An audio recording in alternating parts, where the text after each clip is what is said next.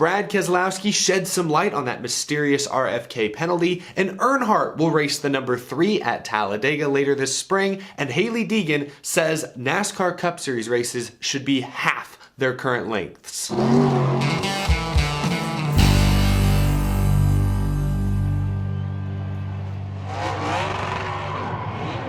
How's it going, y'all? My name is Eric. Welcome to Out of the Groove. I hope your week is off to a fantastic start. We've got a couple stories to discuss today. First, if you're not already, make sure you're subscribed to the channel. All week long, all year long, we're reacting to the latest NASCAR news, rumors, we're talking about the most recent race. We bring drivers on the show and much, much more. You don't want to miss a second of it. Be sure to hit that subscribe button so you can stay up to date on all things NASCAR. I saw something pretty cool this morning, and I'm sure many of you have seen it already as well, but this morning, Richard Childress Racing announced that they will field a number 3 car at Talladega later this spring, the Xfinity race, and Jeffrey Earnhardt, the grandson of Dale Earnhardt, will be the one driving it. And Earnhardt in a black number 3 at Talladega. Just something I wanted to highlight here at the very beginning of this episode. NASCAR fans, of course, have a deep appreciation for racing history, and there is certainly a lot of nostalgia baked into that Earnhardt in the number 3 at Talladega. So I just thought that was pretty cool to see this morning. Next, let's revisit that massive RFK penalty one more time. We talked about it last week, but last week, of course, their appeal was heard. We have not talked about the results of that appeal. We now know that the appeals panel chose to uphold that penalty in its entirety. So that 100-point deduction, 10 playoff point deduction, $100,000 fine, 4-race suspension for the crew chief, that all stands as originally called. RFK chose not to seek a final appeal. NASCAR has still not said exactly what the penalty was for. All we know is that it was a body modification, modifying a single source next-gen part. Through industry rumors and rumblings, we gathered that it was a rear bumper piece. That's the piece that was in question. We're now like, 4 or 5 days removed from the appeal being heard, and NASCAR still has not explicitly defined what RFK did wrong. I still believe that a penalty that huge, that has the ability to derail anyone's season, there should be an abundance of transparency there. NASCAR has not chosen to go that route. I still don't understand fully why. Now, this past weekend at Martinsville, though, Brad Keselowski, the team co-owner and the driver in this case whose car was penalized, did go into some detail about what the penalties were for. Here's what he told reporters. Our intent to appeal the penalty was to show everybody that we didn't want to run that tail panel, and if we had a new one, we would have ran it to begin with.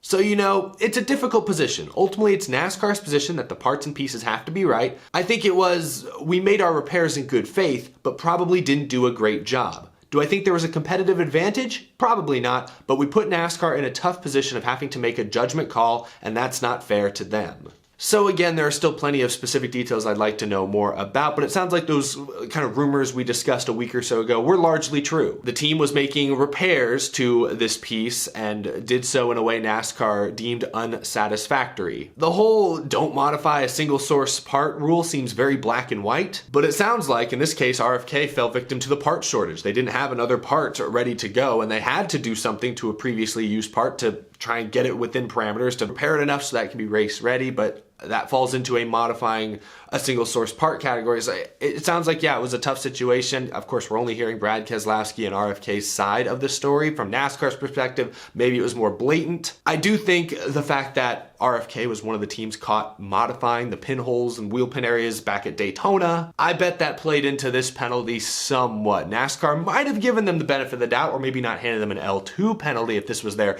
first time skirting the law. But twice already in the first couple months of this season, RFK has been on NASCAR's bad side. I think that's what led to the L2 penalty, and that's why they really weren't hearing anything at the appeals. It sounds like it was a pretty straightforward process, and they chose to upheld the massive penalty. So certainly a major setback for RFK, but hopefully not completely demoralizing. The team has had some good runs the last couple of weeks, both cars running in the top 15. They both had some speed, especially early at Martinsville, so hopefully this is rock bottom for the team, and it's all uphill, all moving forward from here. Now, social media is a great place. It allows all of us to have a voice to an extent. We can all find our own audiences, share our opinions with the world. Communication has never been easier. But one of social media's greatest strengths can also be one of its many pitfalls. If you garner a big audience on social media and then you say something kind of controversial that a lot of people disagree with, it spreads like wildfire. It gets around and everyone has to chime in, and many will not agree with what you're saying. Earlier this week, the dynamic duo of Hailie Deegan and Chase Cabry endorsed the idea of shortening NASCAR Cup Series races. Now, that's an idea that I can support, and I think many other people are starting to come around on, at least certain select races, shortening the distances a little bit. But they took it a bit further, saying that Cup Series races should be half their current lengths. Chase Cabry began by tweeting, "Cup races should be half the distance that they are now." Hailie Deegan, of course Truck Series driver, then tweeted a response. "Think about it. As a driver, you're not going to sit and ride for half the race if the length is shorter. Nothing happens during most Cup races till the last stage for that reason.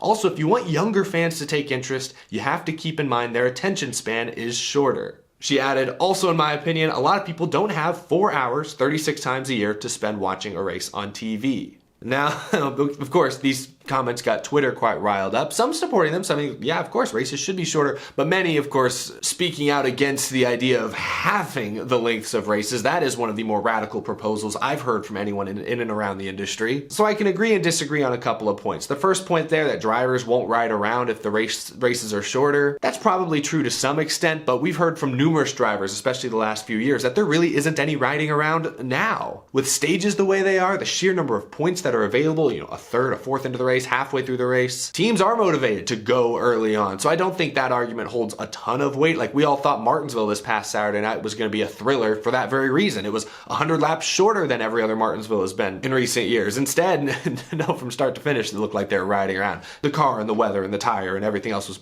a limiting factor, of course, but they looked like they were riding around even though it was a shorter race. So I disagree with that point. And actually, let me start at the very beginning. I disagree with halving the lengths of Cup Series races. I've been arguing in favor of shortening most Cup races for a while now on this show, but never have I suggested we should cut the length of these races in half. I've said, hey, can you keep the races at around a 2.5 hour, start to finish kind of run time? 2 hours, 45 minutes, somewhere in that range. That's what I've been arguing for, not cutting races in half, where we're looking at like Formula One race lengths that are like an hour and a half, hour 45. That may work for Formula One for sure. I don't think NASCAR is ready to go that far anytime soon. Her point of appealing to younger fans, I think, does hold some weight. I don't think it's because young people these days just naturally have shorter attention spans necessarily. That's probably true. But I think we can attribute that more to just the sheer number of entertainment offerings a click away. There are hundreds of channels on TV. There are tons of streaming options from Netflix to Hulu to Disney+, YouTube, TikTok, other forms of social media. There are just so many more ways to consume entertainment on a day-to-day, hour-to-hour, minute-to-minute, second-by-second basis that, yeah, it is hard to get someone to focus on just one thing for 3-4 hours. So she has a point there. We'll talk about that more in a second. Kevin Harvick on my friend Davey Siegel's Front Stretch podcast talked recently about the same thing and in some ways at least endorsed this idea of shorter races. I think the Daytona 500 obviously, needs to be 500 miles, and the Coke 600 could be debated, but the rest of these races, they shouldn't even allow them to have 500-mile races. They to me seem like a thing of the past. He's obviously not going as far as Deegan and Cabry saying we should cut races in half, but he says right there shouldn't be any other 500-mile races besides maybe a couple crown jewels. And he doesn't even sound sure about the Coke 600, a race that's distance is steeped with tradition. So older drivers, veteran championship drivers like Kevin Harvick are supporting shorter races. Hailie Deegan, young up-and-coming driver, also supporting shorter races. I still believe that shorter races are the way forward. I think 500-mile races outside of Daytona and maybe Charlotte and maybe the Southern 500, I'll throw that one in there. I don't think there should be any other 500-mile races on the schedule. I'm not trying to do the map about miles and laps and stuff. I'm more about just time. GP Laps, another great motorsports YouTuber you should certainly check out, he tweeted today this chart showing how the average length of NASCAR races has changed year to year since the 1970s. He goes way back. And you can see forever races have averaged over 3 hours in length, but you can also see that overall race lengths in the 90s were 10-20 minutes shorter than race lengths in the 2000s, 2010s, and today. Whether it's the addition of overtime, as GP Laps suggests, or even stage racing, which seems to have added maybe a minute or two per year to the average race length. The packages, the cars, the racing themselves, whatever the case may be, racing has gotten a bit slower, or at least the races are taking longer to be completed now. Not by a ton, it's not like they're an hour longer than they used to be, but it's subtle differences combined with all the other entertainment offerings out there. It feels like races these days are more prone to kind of dragging, like, oh, I got things to do, let's get this thing over with. This hasn't been a great race today, I just want to move on. Feels like that sentiment is becoming more and more common today, and again, I don't think that's all due to NASCAR, I think that's just due to the world having changed. You can't help but look at what Formula One has been able to do in the United States. Netflix, of course, and its social media presence is at the very top of the list, but the fact that their races are usually like an hour and a half in length makes them way more digestible, way more consumable, easier to sit through than a 3.5 hour NASCAR race. Like NASCAR, there's a stereotype. It's a bunch of Southern boys driving cars in circles for 4 hours. And while obviously that's a dumbed down simplification of what the sport actually is, regardless of what you think of the stereotype, it is a stereotype that exists. How do you push back against that? Like, how are you going to convince your friend